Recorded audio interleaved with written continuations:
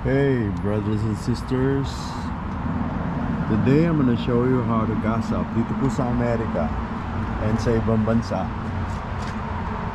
Kanya-kanya pong gas, kanya-kanya pong paglalagay ng gas. So ito po,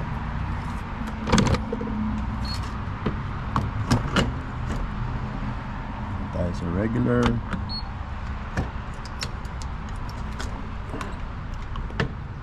Pump it.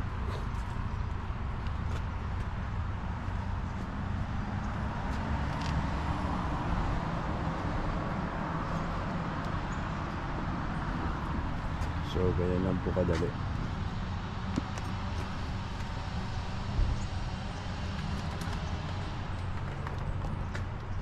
Ganyan lang po kasimple. Peace out. Nyahaha.